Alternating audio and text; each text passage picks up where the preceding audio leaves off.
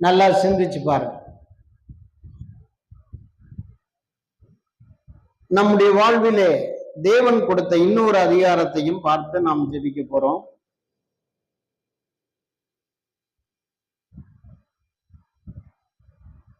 எஸ்தரின் புத்தகம் 8ஆம் அதிகாரம் 2ஆம் வசனம். எஸ்தர் 8:2. எஸ்தர் 8ஆம் அதிகாரம். ராஜா ஆமான் கையில் இருந்து வாங்கி போட்ட தம்முடைய மோதிரத்தை எடுத்து மொர்தெகாய்க்கு கொடுத்தான். எஸ்தர் மொர்தெகாயை ஆமானின் அதிகாரியாக, அரமனைக்கு அதிகாரியாக வைத்தாள். அல்லேலூயா. இது என்ன பாருங்க, ஆமான் என்று சொல்லுகிற ஒரு மோசமான அதிகாரி, இஸ்ரவேலர் அதை யூதர்கள் எல்லாரையும் அழிக்கும்படியாக திட்டம் போட்டான். எல்லாம் என்ன பார், அல்லேலூயா. யூதர்களை எல்லாம் அழிக்கும்படி ஒரு திட்டத்தை போட்டான். மொர்தெகாய் ஆண்டவருக்கு மட்டும் பணிகிறவன், ஆண்டவருக்கு மட்டும் பயந்து நடந்தவன். அவனை அழிக்கணும்னு ஆசைப்பட்டு ஒரு பெரிய தூக்கு மரத்தை செஞ்சான். அல்லேலூயா. ஒரு பெரிய தூக்கு மரத்தை செஞ்சான். நாளையும் குறிச்சான். ராஜா மாறுதலாக ஆண்டவுடைய அந்த திட்டம் அங்க நிறைவேறிச்சு. எஸ்தருடைய உபவாசம், தாதிமார்களுடைய உபவாசம், மொர்தெகாயுடைய உபவாசம், ஜபம், கடைசியில யூதர்களுக்கு விரோதமாய் எழும்பின ஆமானே தூக்குல போடப்பட்டான். போடப்பட்டது மட்டும் இல்ல, அவன் கையில இருந்த அந்த அதிகார மோதிரம், முத்திரை மோதிரத்தை பிடுங்கி அந்த அரண்மனையினுடைய முற்றத்திலே, அதாவது முன்பகுதியிலே, ஒரு சாதாரணமான ஒரு பணியாளனாக அகாஸ்வேரு ராஜாவுக்கு வந்தனம் சொல்லும்படி, ஒரு அந்த இடத்துல இருந்து சிலதை கவனிக்கும்படி, அங்க ஒரு சாதாரணமான மனுஷனாயிருந்த அந்த மொர்தெகாய்க்கு அந்த அரண்மனை முழுவதற்குமான அதிகாரத்தை வழங்கினார். யாரு செஞ்ச வேலை?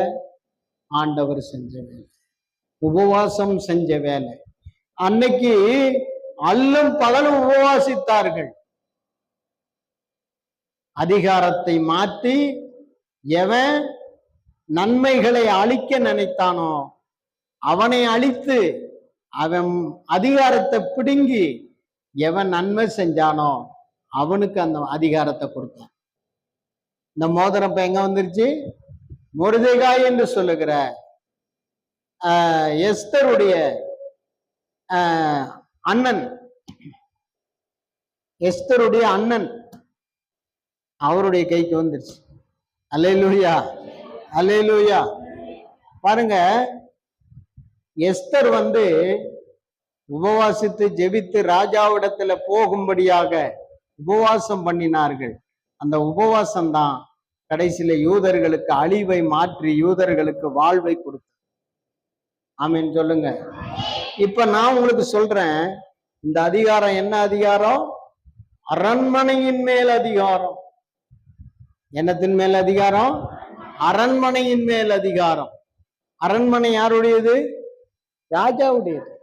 ராஜா என்ன சொல்றாரோ அதை அரண்மனைக்கு அறிவித்து, தான் என்ன சொல்லுகிறாரோ அது அரண்மனையில் உள்ள எல்லாரும் கேட்கும்படியாக ஒரு பெரிய அதிகாரியா மாறி, உங்க வாழ்க்கை அதிகாரம் பெற்ற, ஒரு அரண்மனை அதிகாரம் பெற்ற, ஒரு ராஜரீக அதிகாரம் பெற்ற ஒரு மனுஷனா, முத்திரை மோதிரத்தை உடைய ஒரு மனுஷனா நீங்க மாறணுமா? ஒரு மனுஷியா மாறணுமா? நீ உபவாசம் பண்ணவா? அல்லேலூயா. இந்த உபவாச நாட்கள்ல தேவனிடத்துல போராடு. உன்னை கர்த்தர் அதிகாரம் உள்ள ஒரு நபராக மாற்றுவது நிச்சயம். அல்லேலூயா. அவர் கொடுக்கிற அதிகாரம் என்ன அதிகாரம்? அரண்மனையின் மேல் அதிகாரி. எவ்வளவு பெரிய அதிகாரம் பாருங்க. சாதாரணமா இருந்த மொர்தெகாய் ஒரு அதிகாரியாய் மாறினான். சாதாரணமா எல்லாரும் மாற முடியுமா? ஒரு முதல் ஒரு வீட்டுக்கு முன்னாலே ஒரு எப்பவுமே ஒரு 1000 பேர் ஒரு 500 பேர் கிடப்பான். வேணா சோறு திங்கலாம், எல்லாத்துக்கும் சாப்பாடு போட்டு தீனியை போட்டு வளர்ப்பாங்க. எங்க பார்த்தாலும் கச்சா பீஸ்ல எல்லாம் ஒரு 100 பேர் 50 பேர் நின்றுகிட்டே இருப்பான். வேட்டி கட்டி, அந்த கரை வேட்டி கட்டிக்கிட்டு அந்த சட்டை போட்டு அப்படி கத்தி மடங்காம ஒன்னும் கசகசன்னு நின்றுட்டு இருப்பான். அப்படியே முன்னால அப்படியே அவங்க தலைவர் போட்டோ வச்சுட்டு அப்படி வச்சுட்டு வெத்தலை போட்டாங்க, சும்மா நின்றுகிட்டு இருப்பான். தண்ணி குச்சிட்டு சாப்பிட்டு டெய்லி அவங்களுக்கு ஒரு 2000 3000 படியெல்லாம் தருவாங்க. அல்லேலூயா. அது அதிகாரியா மாற முடியுமா? அவன்லாம் இன்னைக்கு அவன் போனான்னா இன்னும் ஒருத்தர் 2 பேர் அங்க வந்துடுவான். அவன் அதிகாரி கிடையாது, அவன் கையாளு. அல்லேலூயா. நான் இந்த சில கச்சா பீஸ் எல்லாம் பார்ப்பேன். அங்க பார்த்தாக்க ஒரு 20 பேர் அப்படியே பெரிய எம்எல்ஏ மாதிரி வேட்டி கட்டிக்கின்னு அப்படி சட்டை போட்டு ஒரு படம் ஒன்று வச்சுக்கிட்டு ஒரு பேச்சு ஒன்று குத்திக்கிட்டு அவங்க நிற்பாங்க. அங்க பாக்குறதுக்கு நல்லதான் தெரியும். ஏதாவது கேட்கணும்னா அவங்ககிட்ட தான் போய் கேட்கிற மாதிரி தெரியும். ஆனா அவங்க அதிகாரம் படைத்தவர்கள் அல்ல. அல்லேலூயா, அல்லேலூயா. உள்ள ஒருத்தன் உட்கார்ந்துருப்பான். அவன் தான் யாரு? அதே போல அரண்மனையில முன்னால நிறைய பேர் இருந்தாங்க. அதுல ஒரு ஆள் தான் யாரு? மொர்தெகாய். ஆனால் ஆண்டவருடைய திட்டம் பாருங்க, இந்த அத்தனையே பேர் இருந்த போதும் ராஜாவை காத்தான், ராஜாவை காப்பாற்றினான். வந்த பெரிய ஆபத்து அவன் மேல் ஒரு குறிப்பிட்ட நபர் கை போட நினைத்த போது அவன் அதை அறிவித்து தடுத்தான்ற அந்த காரியத்தை ராஜா புரிந்து கொண்ட போது எவ்வளவு பெரிய மரியாதை, எவ்வளவு பெரிய கணம். ஆமான்னு நினைச்சா அந்த கணத்தை கூட எனக்கு தான் கொடுப்பாருன்னு இவ்வளோ ஆசை பிடிச்சவன் தெரியுமா? ஆனா நீதி கிடையாது. ஆனா உங்க வாழ்க்கையில ஆண்டவர் ராஜா கொடுக்கிற அதிகாரத்தை, ராஜாவினுடைய முத்திர மோதிரத்தை உங்களுக்கு போடுற அளவுக்கு அவர் உங்களை அதிகாரியா மாத்துவார். அல்லேலூயா. எத்தனை பேர் சந்தோஷமா இருக்கீங்க? எத்தனை பேர் அதிகாரம் உள்ளவர்களா மாறணும்? ஆண்டவர்கிட்ட எல்லா அதிகாரமும் இருக்கு. ஆண்டவர்கிட்ட எல்லா அதிகாரமும் இருக்குது. அதாவது நீங்க பாத்தீங்கன்னாக்கா, ஞாபகம் வரும்போது நான் அந்த வசனத்தை சொல்றேன். மத்தேயு 10:1 படிங்க.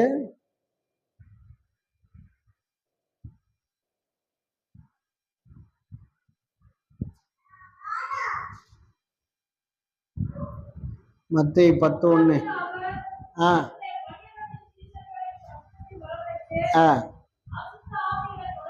அசுத்த ஆவிகளை துரத்தவும் சகல வியாதிகளையும் சகல நோய்களையும் நீக்கவும் அவர்களுக்கு அதிகாரம் கொடுத்தார். அல்லேலூயா. இன்னொரு இடத்துல நம்ம இவ்விதமா படிக்கிறோம். அதாவது சகல அதிகாரமும் கொடுக்கப்பட்டது அப்படின்னு எழுதியிருக்கு. நான் சொல்றேன், இப்ப பாருங்க, நாம அதிகாரம் பெற்றவர்களா இந்த உலகத்துல வாழணும். ஆண்டோடைய பிள்ளைகளா இருந்தா அதிகாரம் கண்டிப்பா உண்டு. ஆண்டோடைய பிள்ளைகளா இருந்தா என்ன உண்டு? அதிகாரம் உண்டு. ஆண்டோடைய பிள்ளைகளாவது எப்படி? ஆண்டோடைய பிள்ளைகளாவது எப்படி? நான் தான் சர்ச்சுக்கு வரேனே, அதனால ஆண்டவர் பிள்ளை. நான் தான் காணிக்க கொடுக்குறேன்னு, அதான ஆண்டவருடைய பிள்ளை. நான் கன்வென்ஷனுக்கு கூட பணம் கொடுத்தனே, குடும்ப முகாமுக்கு கூட காசு கொடுத்தேன், நான் ஆண்டவருடைய பிள்ளை தான். அல்லேலூயா. நீங்க ஆண்டவருடைய பிள்ளைன்னு தானே சொல்லி காணிக்க வாங்கினீங்க இல்லையே? நீ தப்பா நினைச்சுக்காத. நீ காணிக்க கொடுக்கறதெல்லாம் நான் வாங்குவேன். அல்லேலூயா. நீ தசமபாகம் கொடுத்தாலும் நான் வாங்குவேன். ஆனால் அதற்கேற்ற பலனை கர்த்தர் இந்த பூமியிலேயே உனக்கு கொடுத்துக்கிட்டே இருப்பார். கர்த்தர் யாருக்கும் கடனாளி அல்ல. அல்லேலூயா. நீ தசமபாகம் கொடுக்கிறதும் காணிக்க கொடுக்கிறதும் ஒரு பிள்ளையா இருந்து கொடுக்க வேண்டுமானா நீ யாரா மாறணும்?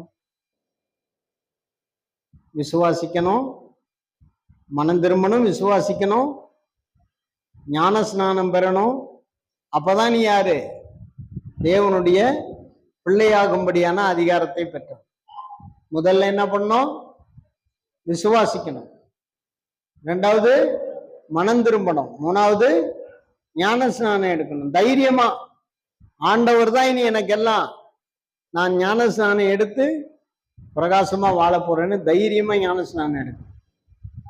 அப்ப கண்டிப்பா கர்த்தர் உங்க வாழ்க்கையில என்ன செய்வார்? பிள்ளையாகும்படியான அதிகாரத்தை கொடுப்பார். இப்ப எல்லாரும் கண்களை மூடி ஜெபிப்போம்.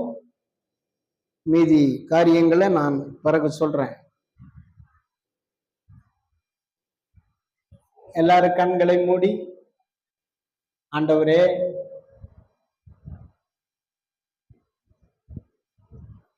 நான் அதிகாரம் உள்ளவனாய் மாற வேண்டும் என்பது உம்முடைய சித்தம்.